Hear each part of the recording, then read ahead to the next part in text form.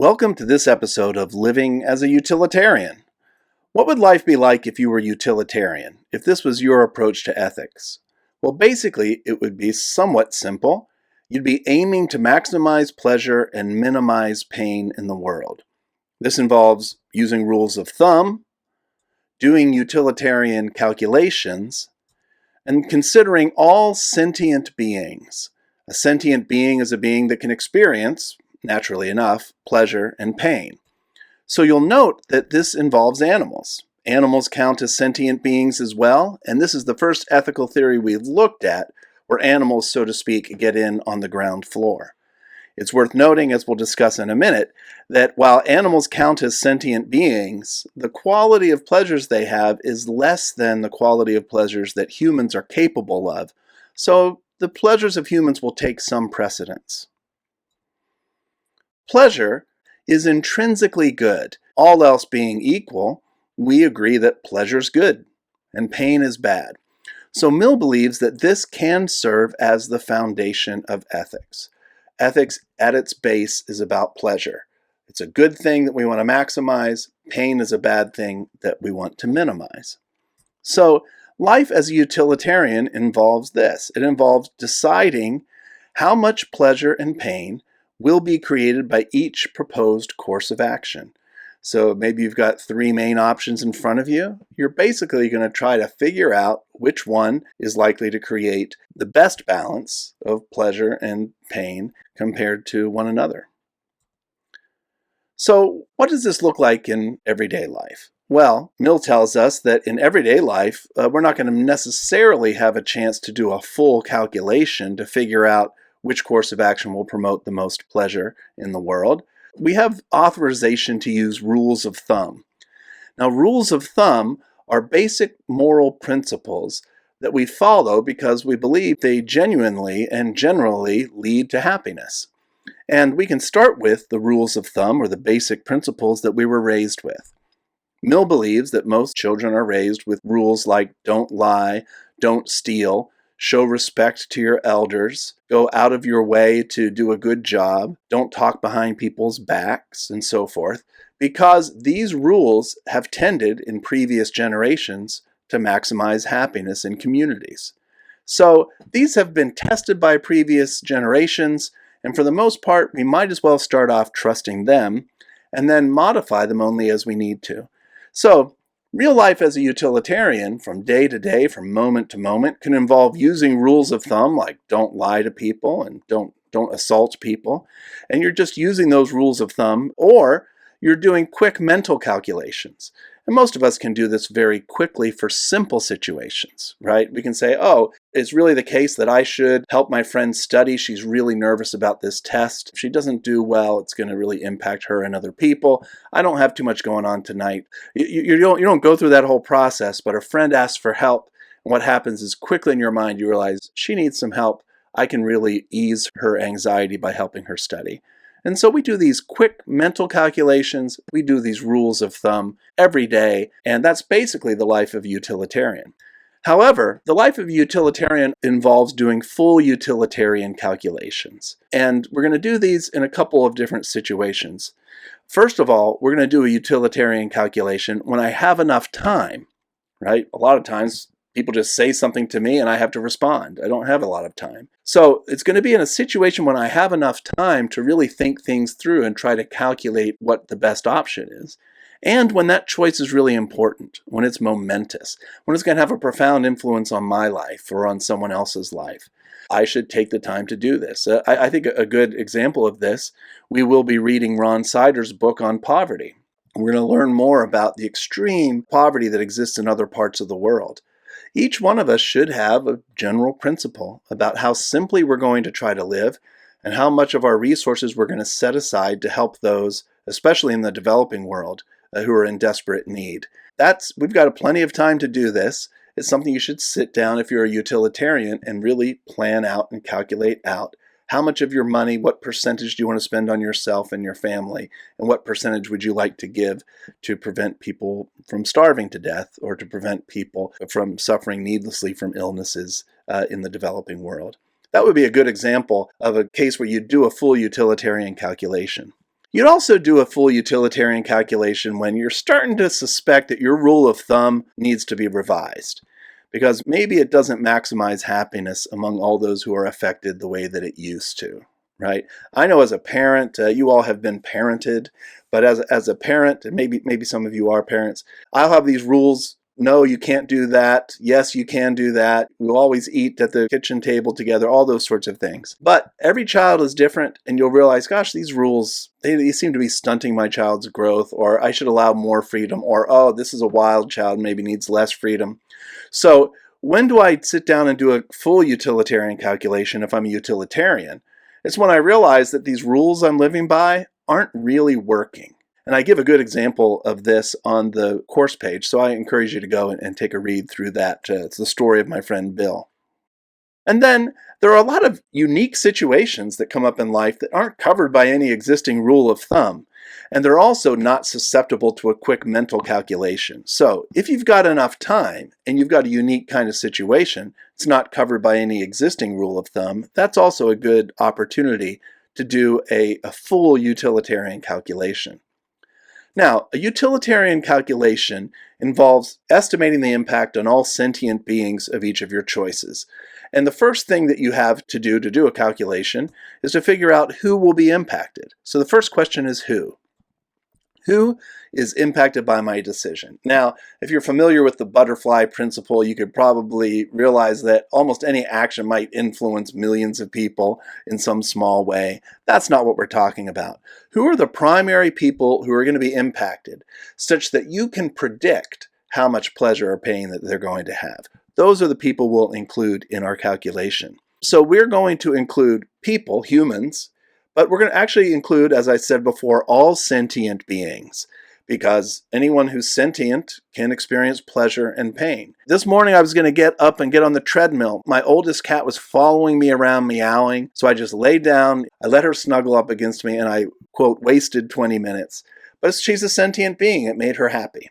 And if I'm a utilitarian, all sentient beings are going to be included. I include those who currently exist, but I'm also going to include future beings, naturally, because so many of my decisions impact future beings. A lot of the decisions you make when you're a young married couple will influence the life of your children if you decide to have children. The financial decisions you make will influence them. If you decide to cheat on your spouse, that's going to have an impact on your relationship and have an influence on any children on the way or any children who are coming about. Obviously, issues like global warming, justice issues, those all have an impact on future generations. So if we're acting ethically, we're wanting to maximize happiness in the world, the future world exists or will exist. And so we have to try to predict the impact not only on present sentient beings, but also future sentient beings. A good summary here is that we care about everyone, not just ourselves. Some people will say that a utilitarian approach, because it focuses on pleasure, is selfish. It ignores the fact that we're maximizing pleasure in the world. We're not maximizing it for ourselves. Someone maximizing pleasure for themselves is a hedonist. That's not a very well-respected way to live. Utilitarianism can involve quite a bit of sacrifice for others because you care about people experiencing pleasure. The second question that we ask in a utilitarian calculation is how much? So we need to know who is going to be affected, and we have to know how much. So how much pleasure or pain will someone experience on each of the courses of action that I'm thinking of pursuing? So to do this, we actually want to do a calculation. We need to somehow quantify pleasure and pain. If you've ever been in a hospital or you've worked in a hospital, you actually know that we do this with pain. Your doctor will say, how much pain do you have on a scale from 0 to 10? And you say, I don't know, 6. And she can say, yesterday it was an 8. Would you say then it's a little bit better? And you're like, yeah, I think it's a little bit better. These numbers are not absolutely scientifically precise, but they're useful. In the hospital setting, they can figure out how we're doing, how to treat us, how much medicine to give us based on these numbers. And in regular life, we can figure out which actions are most ethical based on numbers as well. So you might go from -10 for the worst possible pain, +10 for the greatest possible pleasure. If you want to be more precise, you just want to make that scale a little bit bigger. -100 to +100, -1,000 to +1,000. And if you're talking about something really important, you might want to expand the scale. what happens is that we end up with a concrete number that tells us what is right. We'll see there's going to be 30 units of pleasure in this world, 175 if I make this choice, and 20 units just of pain if I make another choice. So we end up with a concrete number. It tells us what is right. I actually have a spreadsheet that actually calculates, based on your numbers, what you should do. I'll share that with you guys later. And then the final question, after who and how much, is what quality of pleasure or pain are people experiencing? So not only are we looking at the amount of pleasure, but we want to know what kind of pleasure. And here Mill is acknowledging that human satisfaction, especially in the long run, involves the kinds of pleasures that come from the exercises of our truly human capacities, those things that set us apart from the other animals. This will sound a little bit like Aristotle, and there is kind of a shade of connection here. The fact is that Mill believes that the pleasures that come from using our higher human faculties are of a higher quality. They produce a deeper satisfaction, one that's longer lasting, one that's more likely to resonate with other things that we feel and think and experience. And it's just the case that, for instance, the quality of pleasure that comes from saying just the right thing to a couple who's struggling and helping them stay together, or saying just the right thing to someone who's suffering because they've been through a racist incident or some other kind of trauma, that's a wonderful feeling. The feeling of writing a book and having it be published, these are very high quality and satisfying pleasures. I think about the pleasures associated with a really high quality marriage that involve companionship and listening and mutual support and fidelity. These are high quality pleasures that come from doing the kinds of things that animals cannot do. There's a quote from the book that you read, or the text: "Better a human dissatisfied than a pig satisfied." Of course, we want to actually be human satisfied, but he's pointing out the fact that there is a difference in the quality of experiences between humans and the lower animals. All right, so a lot of times we should do utilitarian calculations. And when we do them, we consider who's involved, how they are affected, and what the quality of the pleasures are that are created by each course of action. The way we do this is by actually putting some numbers together. What I'm going to do here is give you two different examples of utilitarian calculations, and I'm going to go through them on a spreadsheet. But you could just as easily write these on a piece of paper with pen and ink. I'm going to go through them on a spreadsheet, and it's set up so that it will automatically do the math for us. So let's take a look at a couple examples of utilitarian calculations. This example of a utilitarian calculation is going to deal with an unwanted pregnancy. So we'll imagine a young woman, a teenager, named Marissa, who has gotten pregnant and wants to get an abortion. Marissa, however, is an ethical person who wants to think this through, and she wants to make a decision not based merely on what she wants, but on what will maximize happiness in the world. So Marissa is a utilitarian. So she thinks about the options, and the clearest options are getting an abortion, carrying the pregnancy to term, and then giving the child up for adoption, carrying the pregnancy to term, and raising the child. She is going to establish a numerical system, and for sake of simplicity here, she'll go from -10 for the greatest suffering to +10 to the greatest amount of pleasure.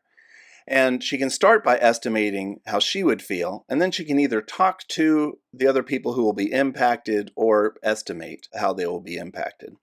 And you'll notice that we have Steve. Steve is the guy who got Marissa pregnant. We have Marissa's family, and she has 3 close family members, we'll say, who would be impacted by this decision, who will know about it and have reactions to it. We'll say Steve's family has 5 people in it. He'll be impacted by it, and these close people will be impacted by the decision. We'll put the fetus or the unborn in there, and then we put the adoptive parents, let's say. And we could think of other people to include, maybe the doctor who would do the abortion and that sort of thing. But these seem to be the main people who would be impacted by the decision. When Marissa thinks about this, and I'm going to put the numbers in here rather quickly, Marissa will put a lot more thought into it. When Marissa thinks about this, she thinks that getting an abortion will be a huge relief for her, and she won't have to, let's say she's 17, she's in high school, she won't have to miss her senior year, she won't have to be pregnant and give birth. That seems like 7 units of happiness for her, or pleasure for her. Now, carrying the pregnancy to term, giving the child up for adoption does not sound good to her because, yes, it's true that she won't be raising a child, but she still is going to be pregnant for 9 months, have to go through the pain of birth, and then the struggle that sometimes comes of giving a child up for adoption. And then she thinks, well, what would I feel like if I gave birth and had to raise the child? She feels like she would hate that. She has no maternal instincts. She doesn't think that they will come to her. So from her perspective, this sounds really bad. Now, she talks to Steve, and Steve, let's say, is the typical guy who gets his girlfriend pregnant. He's not interested in being a dad yet, and so he is interested in Marissa getting an abortion. He would be happy with that. We can't give him nearly as much happiness as we would give to Marissa, but let's give him 4 units of happiness. If the pregnancy is carried to term, she gives the child up for adoption. He's fine with that too. He doesn't want to see Marissa go through all that, and then he's a little bit worried that she'll decide to keep the baby. The main thing is that he does not want to be on the hook for child support. He doesn't want to do visitations. He is not interested in being a dad. So adoption, he's happy with that as well.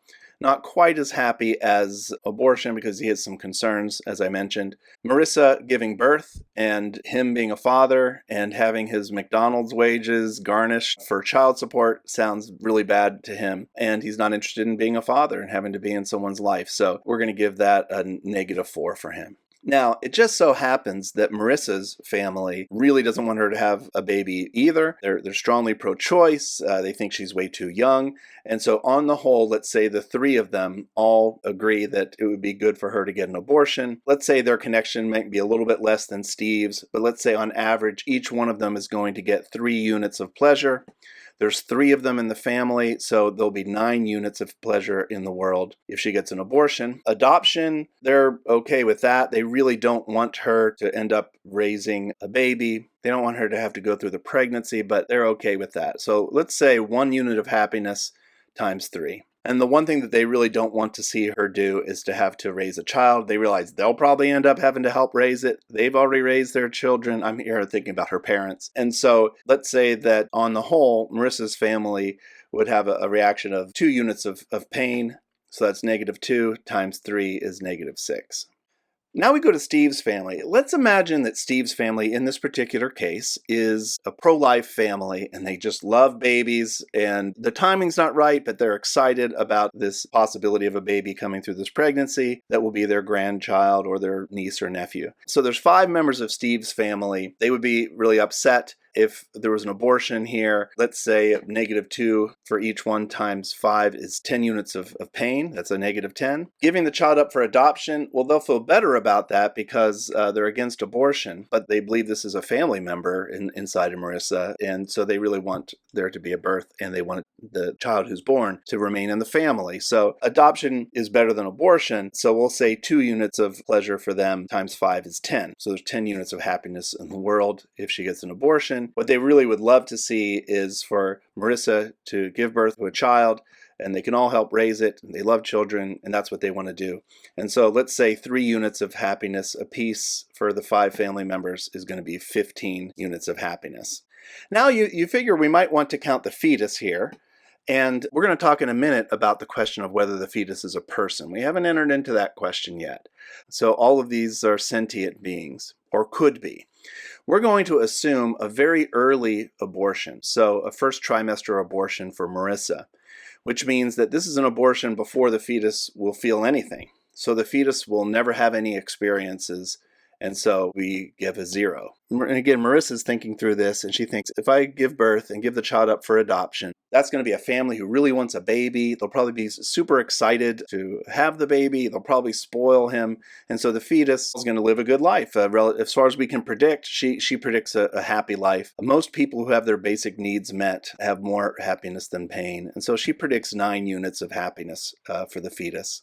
What if she gives birth to the child and raises it? She thinks she would be a terrible mother. She thinks Steve would be a terrible father. She thinks, first of all, they're going to have money issues. And so she thinks, yeah, on the whole, as a human being, he'll have some happiness, but I don't think it'll end up being a very happy experience. So she gives 4 units of pleasure for the fetus. Now, we get to the adoptive parents, And what we have to realize about this situation is it's not as if this fetus is not put into the adoption circuit, that the adoptive parents won't get a child. The adoptive parents will get a child that's just not going to be this one. It could be a child who turns out to be more awesome, less awesome. There's no way really to predict.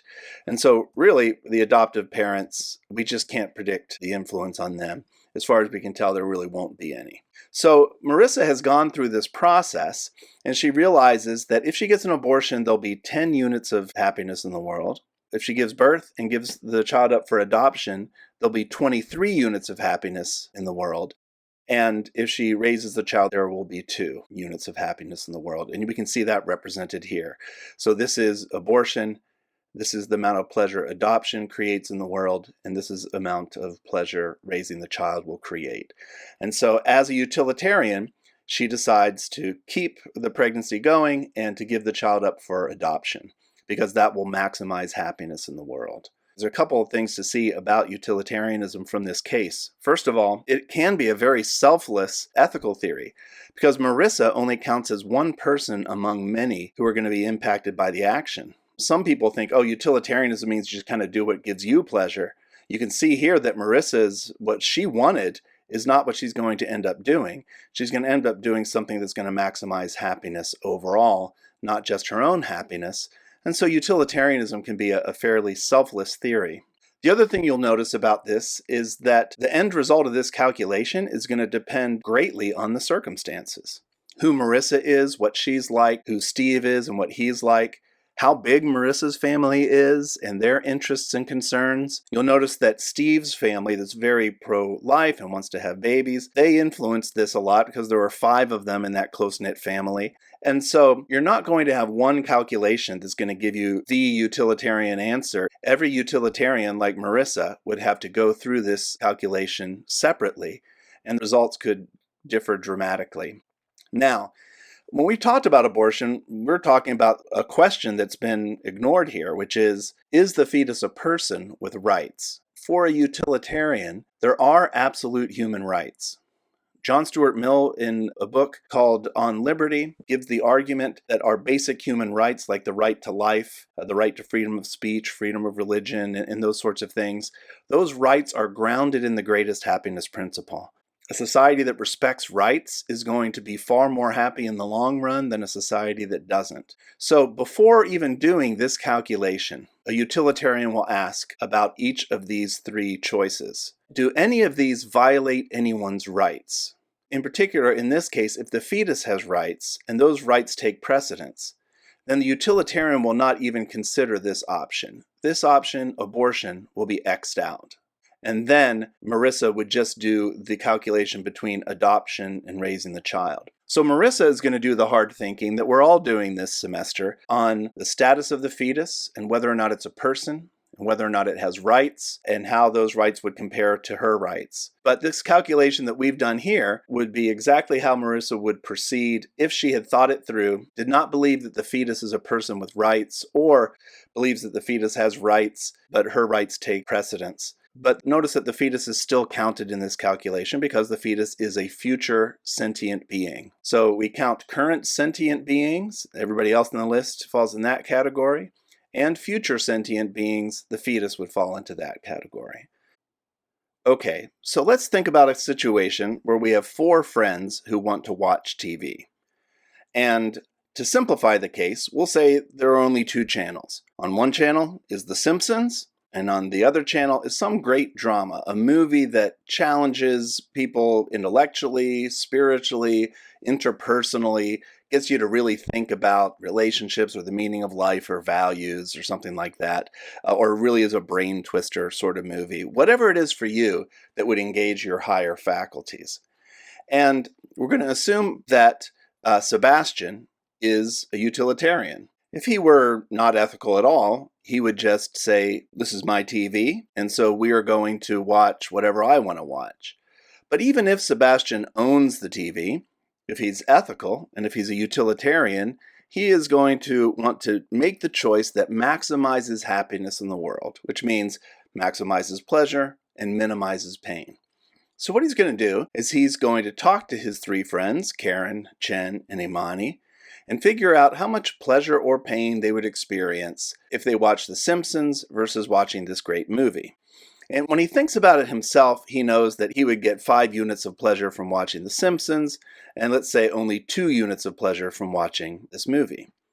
He talks to Karen, and Karen estimates that she actually would get 2 units of pleasure watching The Simpsons and 4 units of pleasure watching this drama. Chen is somebody who really doesn't care too much about The Simpsons. He actually has been going through sort of a trivial phase in his life. He wants to get into something meaty that will provide him with some meaning. So he says, yeah, Simpsons is okay, but I would much prefer this drama. And then let's give him 4 points there. And then we get to Imani. And let's say Imani's had a really stressful time and she doesn't want to think anymore. And she wants to just not think about anything else. And so she is going to get 8 units of pleasure from watching The Simpsons. And she would only get, let's say, 5 units of pleasure from watching this drama. So you can see what's happened here is we've got a subtotal. This is a total of all the units of pleasure that would be created by this group watching The Simpsons, and this is all the pleasure that would be created by people watching the great movie.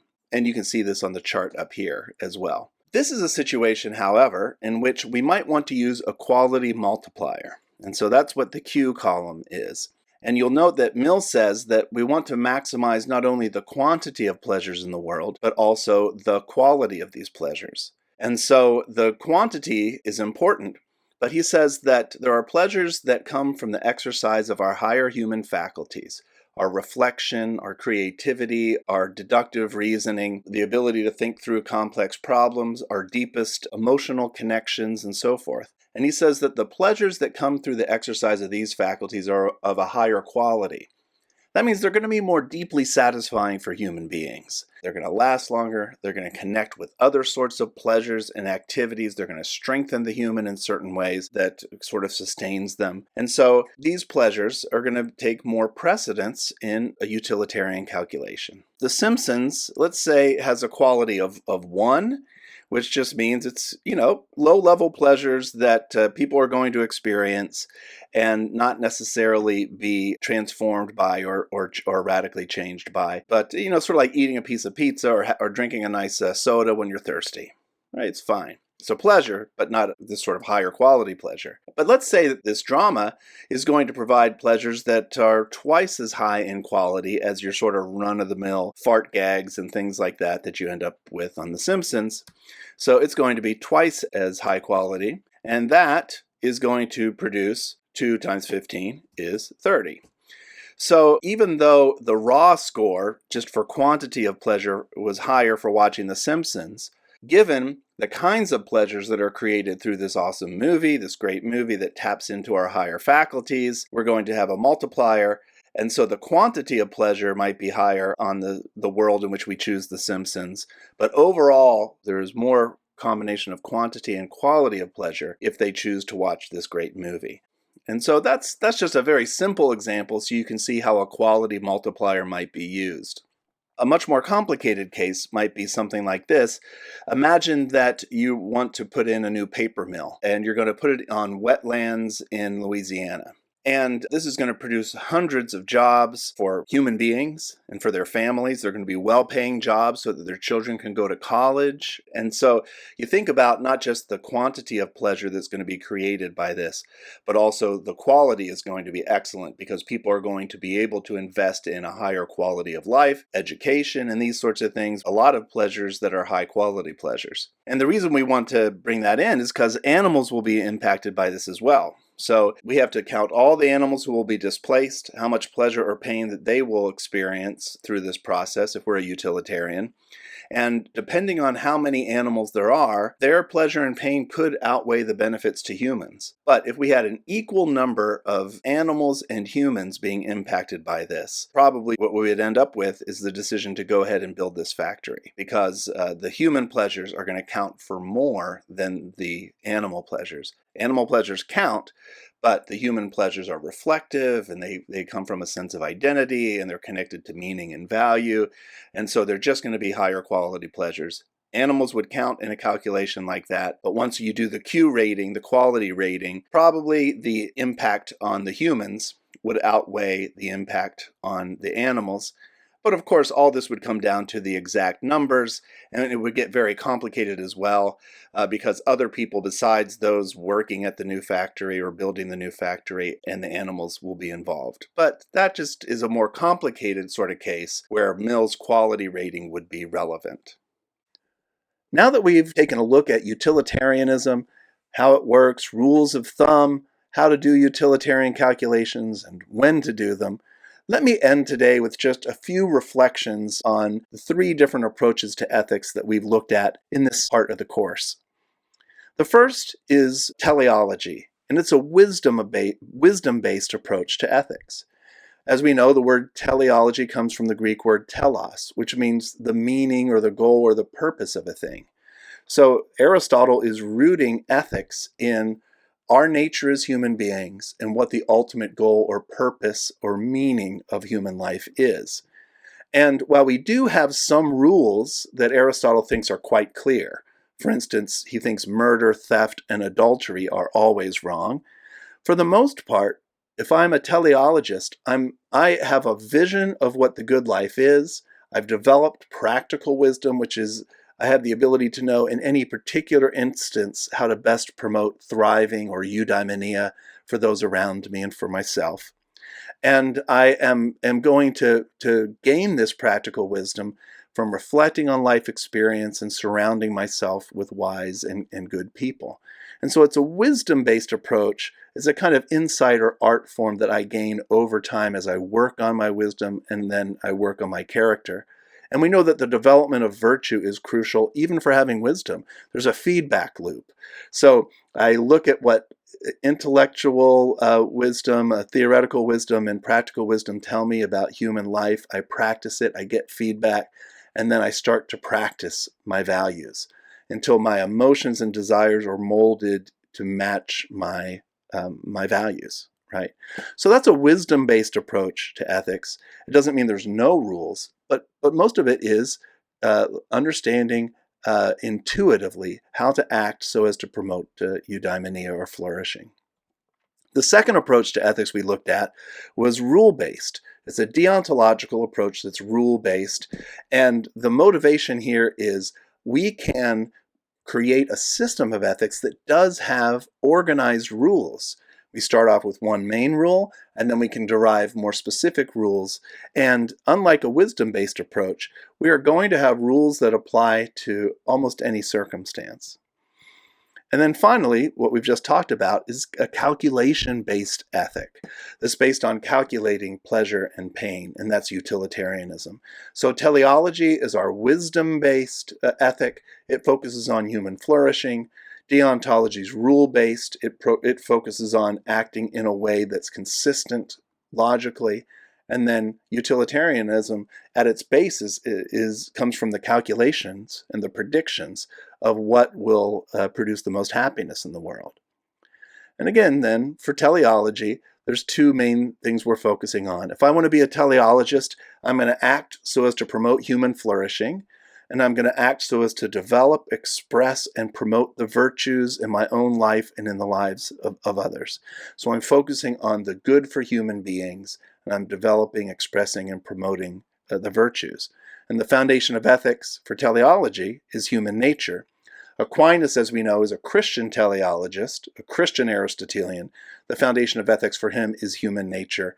But the human nature we have is particularly designed by God and is modeled on God's own nature. So for Aquinas, the foundation of ethics is human nature as grounded in the divine nature. In deontology, we have nice concrete rules. So what do? If I'm a deontologist, I use the three tests of ethical action to determine what actions to take in specific cases and to create principles. So there's two ways I can use those tests. I can ask of something I'm thinking of doing right now, does it fulfill the three tests of Kant? Or I can create more general principles, principles about honesty, principles about loyalty, principles about work-life balance, principles about how much of my resources to share. I can develop those and then just act on those principles. I don't have to refer to the 3 tests every time if I have tested my principles against the 3 tests. And something else that we know is very important to Kant and to deontology is the respect of rational autonomy. It's what all of us as humans have in common. We're rational free beings. And as you know, Kant tells us a rational free being has a dignity, which means that we are above all price. And what is the foundation of ethics? It's logical consistency. It means that we recognize that other people have infinite value, the same value that we have intrinsically. Therefore, we don't make any exceptions for ourselves. Everything we do is logically consistent with our recognition of the full value of others and their equal value to us. That really is the root of all 3 tests of ethical action. And then finally, as we've discussed, utilitarianism. If I'm a utilitarian, I will use utilitarian calculations and rules of thumb to maximize happiness each time that I act, after I consider any relevant rights. This is something that I mentioned a few minutes ago when we were doing a calculation about abortion, right? So this is something worth mentioning. Whether you're a teleologist, a deontologist, or a utilitarian, you will believe that there are basic rights. That's why Aristotle says it's wrong to murder, right? It's wrong to steal. It's wrong to commit adultery. Rights are based for very easily for Kant in the categorical imperative. For Mill, he bases rights in the greatest happiness principle. He believes that societies that respect rights will be happier in the long run than those that don't.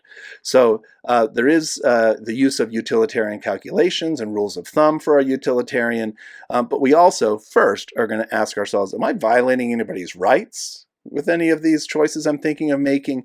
If so, I either will not consider that thing, or maybe I realize that I'm violating someone's rights, but I'm protecting someone else's rights, and I've made some sort of calculation about whose rights are more important. And then finally, the foundation of ethics is pleasure and the absence of pain. So there are 3 facts about the world that our ethical systems grow out of. One is our human nature. That's what teleology is based in. Ethics, reason, and logical consistency. That's what deontology is based in. And pleasure and the absence of pain is what utilitarianism is based in.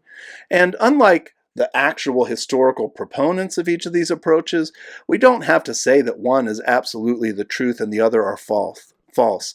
I think we can see that there's actually wisdom and real reason behind each one of them. I think each of these schools of thought, each of these philosophers has tapped into a truth about the world and about ethics. And these 3 approaches can sometimes lead to different results, but they all have a basic grasp on the nature of humanity and how it is we should treat one another. So my recommendation for you, as you create your own approach to ethics, is that you draw in one way or another from all 3 of these. So you might have one approach, which is your primary approach to ethics, another one which is secondary, and another one which is tertiary, right? And most of the time, if you are a teleologist, you're just living in this teleological way. But if you're not getting much clarity from that wisdom-based approach to ethics, in some particular cases, you might use the 3 tests of Kant. And if you're still not getting clarity, you might just do a utilitarian calculation. Or you might be primarily a utilitarian, use Kant as your backup, and then use teleology as your tertiary or your 3rd approach. There's all kinds of ways, of course, that you could prioritize these based on which ones sort of intuitively fit for you and seem to make the most sense. So that's our approach to ethics. That's utilitarianism. I'm really looking forward to the second half of the semester, when each one of you will create your own ethical methodology, drawing from these. Also, for those who come from a faith perspective, drawing from scripture and theology, and coming up with something that's personal that you really believe in, that you can apply over and over again and be consistent with. So anyway, thank you so much for tuning in, and I look forward to interacting with you again soon. Have a great day or night or whatever time of the day or night or in between time it might be when you watch this video. Take care.